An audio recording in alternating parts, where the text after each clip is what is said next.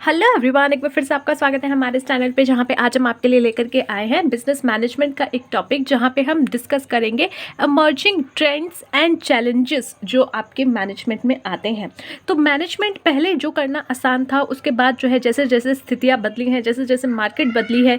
पहले मार्केट सिर्फ आपकी एक लिमिटेड होती थी, अब वो मार्केट बढ़ करके जो है पूरी देश और दुनिया एक ही मार्केट के तौर पर उभर के आ गई है। तो उस तौर पर हर बिजनेस में जो मैनेजमेंट होता है या फिर जो मैनेजर होता है, उसके लिए कौन कौन से जो है चैलेंजेस सामने आए हैं, मैनेजमेंट के सामने कौन से चैलेंजेस आए हैं, साथ ही साथ कौन कौन से ऐसे जो है आपके ट्रेंड्स आए हैं जिसकी वजह से ये चैलेंजेस आपके बने हैं।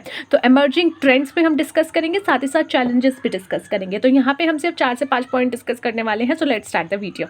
देखिए, मैनेजमेंट को हम अगर देखें तो मैनेजमेंट क्या है? मैनेजमेंट कुछ नहीं है, एक प्रोसेस है जहाँ पे आप जो है किसी चीज़ की प्लानिंग करते हो, ऑर्गेनाइजिंग करते हो, स्टाफिंग करते हो, और ये सब सारे फंक्शंस आप निभाते हो और उसको आप कलेक्टिवली मैनेजमेंट बोल देते हो।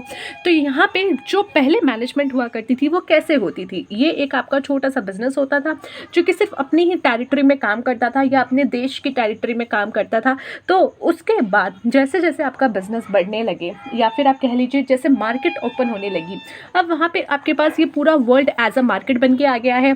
और अगर आपको सर्वाइव करना है तो आपको वहाँ पे अच्छा परफॉर्म करना पड़ेगा as a company, as a enterprises, as an organisation. आपको एक बेटर परफॉर्मेंस दिखानी पड़ेगी, तभी आप उस बिजनेस में टिक पाओगे, या फिर कह लीजिए उस इंटरनेशनल मार्केट में टिक पाओगे।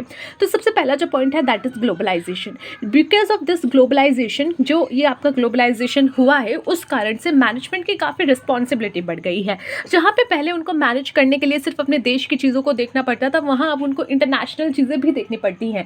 जैसे पहले मैनेजमेंट के टाइम पे आप प्लानिंग करते थे या फिर ऑर्गेनाइजिंग, स्टाफिंग, ये सारे प्रोसेस करते थे, तो आप अपने दिमाग में बाहर की सब चीज़ें जो आपके इन्वायरमेंट है, या फिर कह लीजिए जो आपका आपकी देश का इन्वायरमेंट है, पॉलिटिकल इन्वायरमेंट है, सोशल इन्वायरमेंट है, डेमोग्राफिकल इन्वायरमेंट है, उसी को कंसीडर करते थे।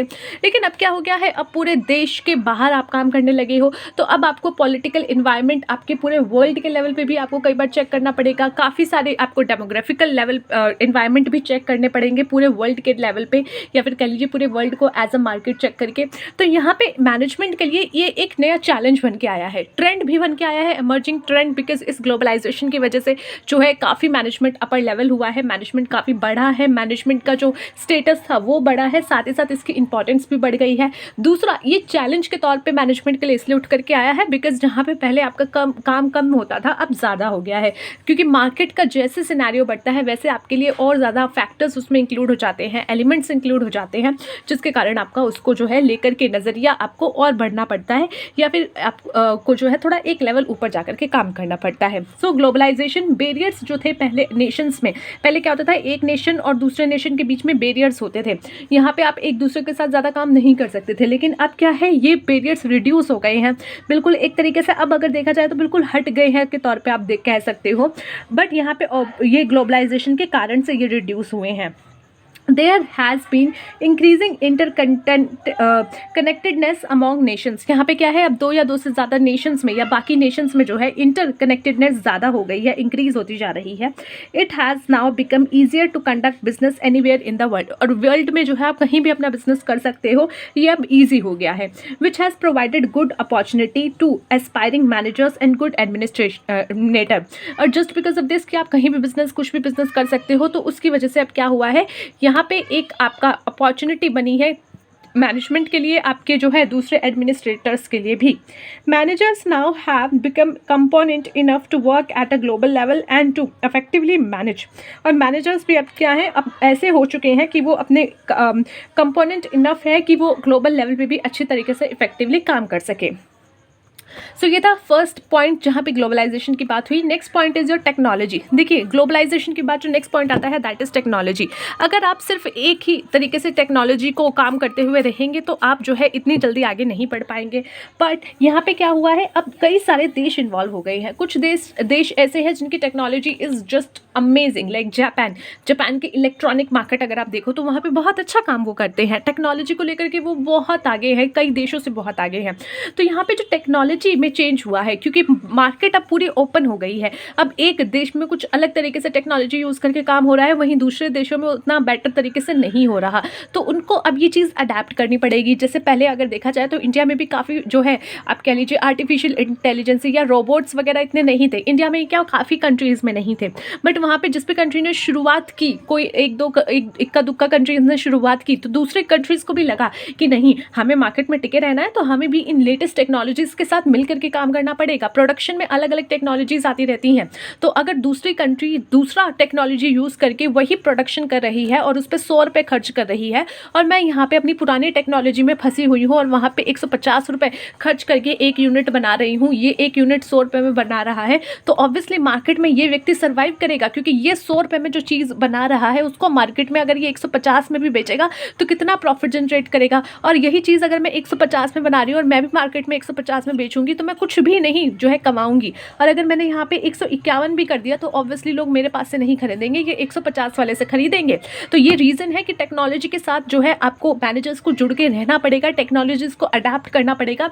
इस चेंजिंग आपकी पूरी जो वर्ल्ड चेंज हो रहा है, टेक्नोलॉजीज़ चेंज हो रही है, उसको अडेप्ट करना पड़ेगा, तभी आप मार्केट में सर्वाइव कर पाओगे। और मार्केट में सर्वाइव करने के लिए जो है मैनेजर्स को पूरा अपना जी जान लगा करके इन टेक्नोलॉजीज़ को अडेप्ट करना, इनका ऑल्टरनेटिव्स ढूंढना, या फिर जो है कि न्यू टेक्नोलॉजीज़ खुद भी ढूंढना अपना और लेकर के आना, ताकि प्रोडक्शन अच्छे से कर सके इफेक्टिवली और एफिशिएंटली। ये 2 वर्ड तो तुम रट लो बच्चे, कहीं भी, इकोनॉमिक्स हो, मैनेजमेंट हो, आपका अकाउंटिंग हो, कहीं भी ये जब भी थ्योरी के क्वेश्चन आते हैं, ये 2 वर्ड तो आपको जैसे आपने रटा हुआ होगा ना, नाम रटा हुआ होगा, वैसे ये भी रट लो, ठीक है, इफेक्टिवली और एफिशिएंटली, ठीक है, जिसका भी नाम रटा हुआ होगा आपने वैसे ही इसका भी रट लो, उसको जो है साथ में ये भी बोलो, इफेक्टिवली एफिशिएंटली।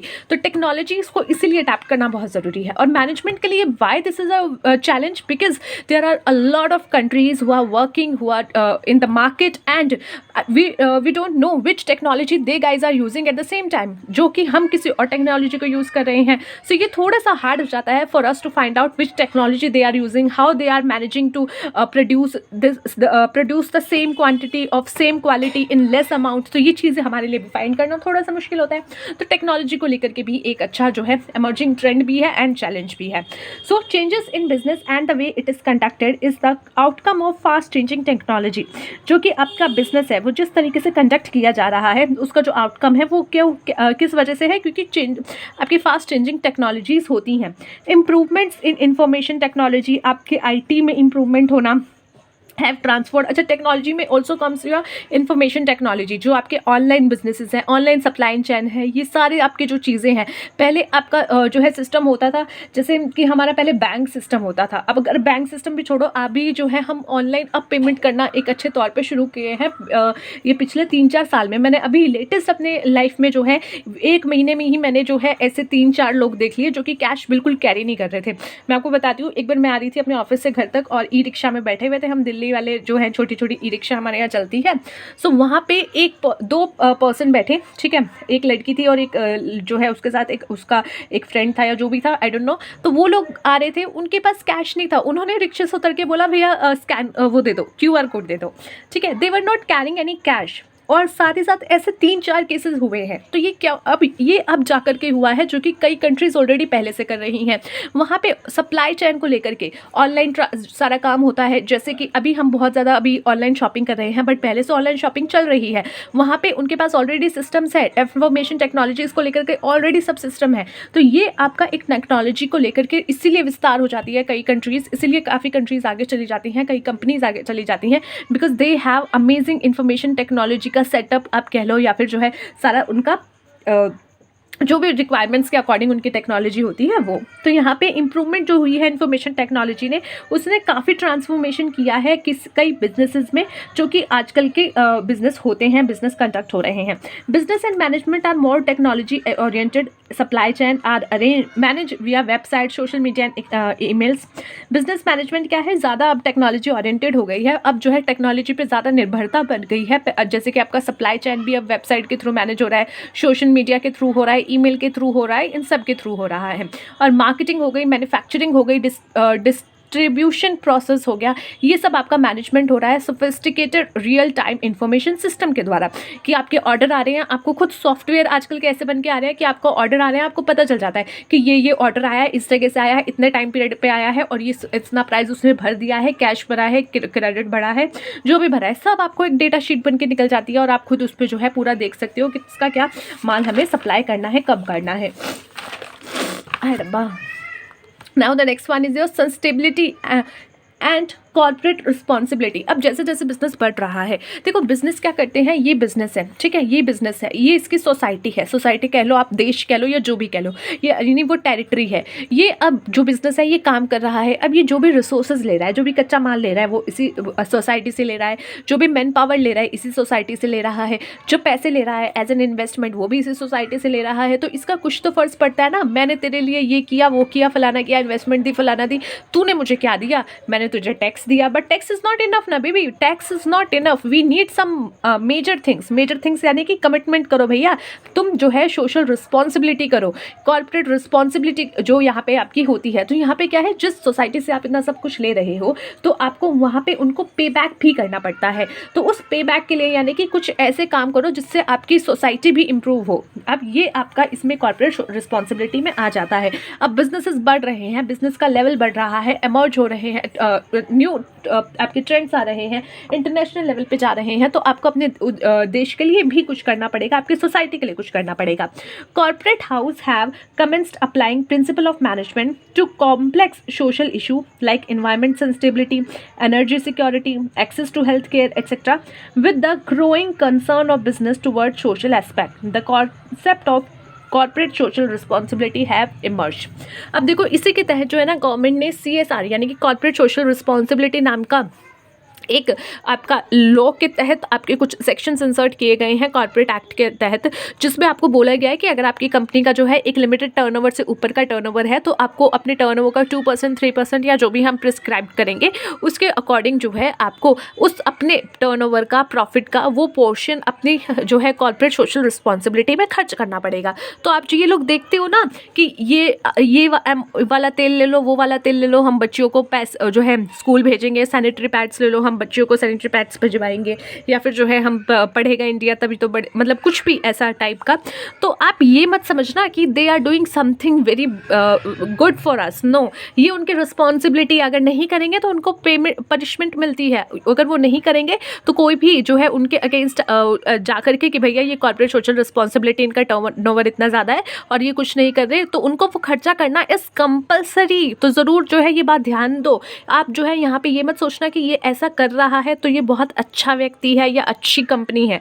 भैया ये देख लेना कि वो कितना खर्चा कर रहा है, कितना टर्नओवर है, अच्छा यानी कि इतना कर रहा है, इट मीन्स ये कॉर्पोरेट सोशल रिस्पॉन्सिबिलिटी की वजह से कर रहा है। वो टाटा नहीं है जो अपने जो है सब कुछ लुटा करके भी खुश रहेगा, वो टाटा जी की तरह नहीं है, ठीक है। वो ऐसे व्यक्ति हैं जो कि अपने एक कह सकते हो कि सब कुछ वो दे देते हैं या देने के लिए रेडी रहते हैं। बट ये कंपनीज जो है जो ऐसे प्रचार करके उसको शो ऑफ करती है ना, वो इसलिए भी करती है क्योंकि भैया कॉर्पोरेट सोशल रिस्पॉन्सिबिलिटी भी हो गई, एडवर्टीजमेंट के थ्रू जो है इमोशनल अपील भी हो जाएगी, जिससे जो है लोग उनके प्रोडक्ट्स को बाय करेंगे। तो ये चीज़ आपकी यहाँ पे आ जाती है। सो यहाँ पे next one is your study of psychology. Why psychology management जो है अब बहुत डिफरेंट हो गया है। पहले आप अगर देखो तो पहले ज़माने में जो है लोग काम करते थे, चीज़ें करते थे, इतनी कॉम्प्लेक्स चीज़ें नहीं थी। अब क्या हो गया है, एक तो अब जो है काम करने के तरीके बदल गए हैं, काम करने के तरीके बदले हैं, सब जो है आपका इलेक्ट्रॉनिक मोड्स पे बहुत काम होने लग गया है। बहुत अलग अलग लेवल के आपके जो है लोग इन्वॉल्व हैं, आपके एजेस एक ही ऑफिस में आपको जो है 60+ भी मिल जाएंगे और जो है 20 वाले भी मिल जाएंगे, जो बिल्कुल अभी भी फ्रेशर्स हैं वो भी मिल जाएंगे। और यानी कि एज अलग, जेंडर्स अलग, इतने सारे लोग हैं, सबके अपने विचार हैं और आज का समय ऐसा है सब अपने अपने विचार रखने में जो है आगे रहते हैं। तो ऐसे समय में जब आप 2 बर्तन को जो है एक साथ रखोगे तो वो खनकेंगे ही।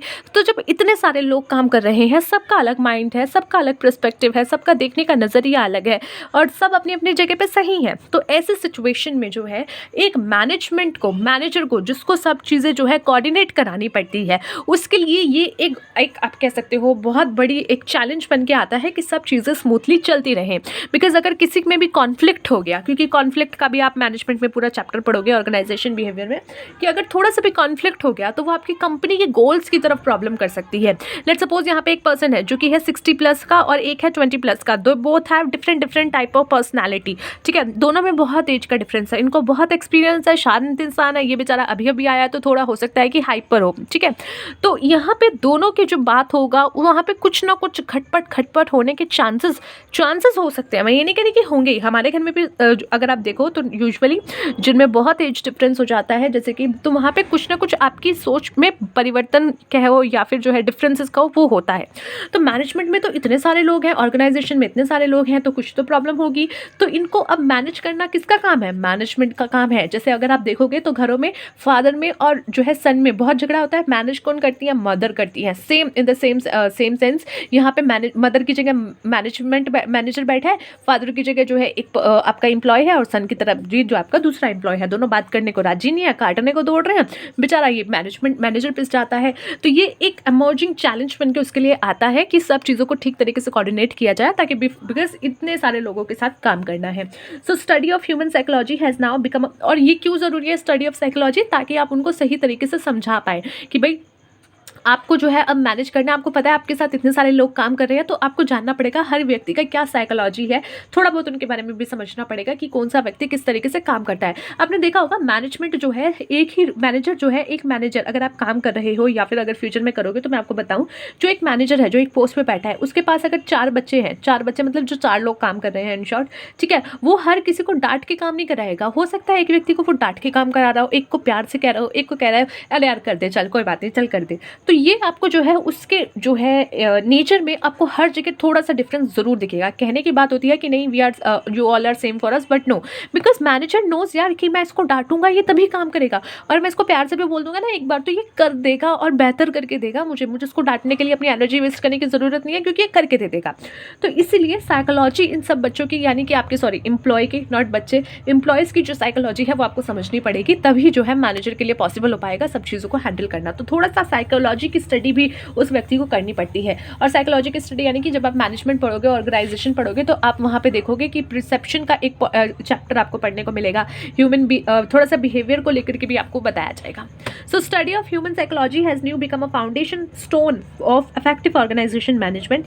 Human psychology study help the manager in effective dealing with the human element in the business. Study of psychology help the managers to understand organisation behaviour and consumer behaviour. साथ ही साथ आप जो है ऑर्गेनाइजेशन का बिहेवियर भी समझोगे, consumer का भी समझोगे। In order to achieve business or objective, management should effectively analyze both individual as well as institutional psychology.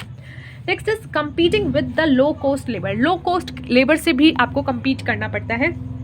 जैसे अभी ये एक चैलेंज है, एज अ चैलेंज आप इसको मैनेजमेंट में देख सकते हो, क्योंकि यहाँ पे it is an obligation of manager to find a way to minimise the cost of operation. Management को बैठाया जाता है, क्यों बैठाया जाता है कि भैया हम सारी चीज़ें ठीक तरीके से हो और प्रॉफिट आप जो है अच्छा करके दो। प्रॉफिट यानी कि अगर किसी ऑर्गेनाइजेशन का जो भी ऑब्जेक्टिव है ऑर्गेनाइजेशन का वो कंप्लीट हो। किसी का हो सकता है प्रॉफिट ज़्यादा अर्न करना, यूजुअली यही होता है। तो वहाँ पर जो है आपका जो भी ऑब्जेक्टिव है, लेट्स सपोज प्रॉफिट मैक्सिमाइजेशन है, तो उस सिचुएशन में क्या होगा, आपको प्रॉफिट मैक्सिमाइजेशन करना है। अब प्रॉफिट मैक्सिमाइजेशन करने के लिए आप 2 चीज़ें कर सकते हो, या तो सेलिंग प्राइस बढ़ा दो या फिर कॉस्ट प्राइस घटा दो। आई होप इतना आपको पता होगा कि आप जो है लेट सपोज पहले आप 100 रुपये का माल बेच रहे थे, जिसको बनाने में आपको 95 रुपीज़ लगते हैं, तो ठीक है 100 रुपये का माल बेच रहे थे, 95 लगते हैं, तो यहाँ 5 रुपये का प्रॉफिट है। अब यहाँ पे आपको ये प्रॉफिट बढ़ाना है, ये आपको 6, 7, 8, 9 कितना भी ले जाना है। तो आपके पास 2 ऑप्शन है, या तो आप इसको बढ़ा दो 105 कर दो, ठीक है, इसको बढ़ा दो 105 कर दो, तो लेट सपोज ये 10 आ गया, और या तो इसको सेम रहने दो 100 ही रहने दो और इसको घटा दो, यानी कि कॉस्ट प्राइस को घटा दो। तो यहाँ पे कॉस्ट प्राइस को घटा दो तो भी आपका प्रॉफिट आ गया। तो यहाँ पे 2 ऑप्शन आते हैं, सेलिंग प्राइस या कॉस्ट प्राइस। अब देखो सेलिंग प्राइस अगर आप बढ़ाओगे ना, तो ऐसे सिचुएशन में मार्केट में आपके कॉम्पिटिटर्स बैठे हुए हैं, तो वो आपको सर्वाइव करने ही नहीं देंगे, क्योंकि वो हो सकता है आपसे कम प्राइस पे ही बेच रहे हो। तो उस सिचुएशन में आपको जो है उठा करके मार्केट से फेंक दिया जाएगा। और दूसरा ऑप्शन आपके पास बचता है कि कॉस्ट कम करो, तो कॉस्ट कम करने का ऑप्शन आपके पास रहता है। तो कॉस्ट कम कैसे कर सकते हो, आप वेरियस जो है मटेरियल्स आप जो है उसको थोड़ा सा सस्ता देखो, बट वहाँ आप जो है एक कह सकते हो कि वहाँ पे आप कुछ ख़राब नहीं कर सकते कि ख़राब मटेरियल उठा करके ले आओ। तो यहाँ पे मिनिमाइज़ करो अपने कॉस्ट ऑफ ऑपरेशंस को। कॉस्ट ऑफ ऑपरेशंस मिनिमाइज़ आप कर सकते हो। मैं कहूँगी कि मैं आपको एक सजेशन दूँगी कि यहाँ पे लो कॉस्ट लेबर की जगह लो कॉस्ट ऑपरेशंस को आप बेनिफिट देखें, तो लो कॉस्ट ऑफ ऑपरेशन करें, बट आप जो है अपनी स्टैंडेबिलिटी जो प्रोडक्ट की है वो बनाए रखें। डीलिंग विद वर्कफोर्स डाइवर्सिटी की डीलिंग भी आपको देखनी पड़ेगी। Managing people who are totally different to each other is quite a challenging task. अब जो है यहाँ पे आपको पता चलेगा, organisation are now fast becoming a mixture of different age group, gender, culture, race and techniques. अब क्या हो गया है कि एक ही ऑर्गेनाइजेशन में बहुत सारी चीज़ें होती हैं, different type of age, different type of genders, different type of आपका डेमोग्राफिकल एरियाज, आपके अलग अलग से लोग आए हुए हैं, तो उनका सोच विचार सब कुछ अलग होता है। तो यानी कि वर्कफोर्स डाइवर्सिटी, वर्कफोर्स की जो है यहाँ पे डाइवर्सिटी है। ऑल्सो जो जिस फंक्शन में वो काम कर रहे हैं, आपके जो है एडमिनिस्ट्रेशन फंक्शन हो गए, आपके अकाउंटिंग फंक्शन हो गए, सेलिंग फंक्शन हो गए, आपके जो है मार्केटिंग फंक्शन हो गए, सोशल मीडिया मार्केटिंग फंक्शंस हो गए। तो ये सारे जो है बहुत सारे फंक्शंस में काम हो रहा है, तो आपको उन सब के साथ डीलिंग करना है। और ये सब जो वर्कफोर्स है वो डाइवर्सिफाई है, वो एक अलग अलग अलग दिशा में सब लोग हैं।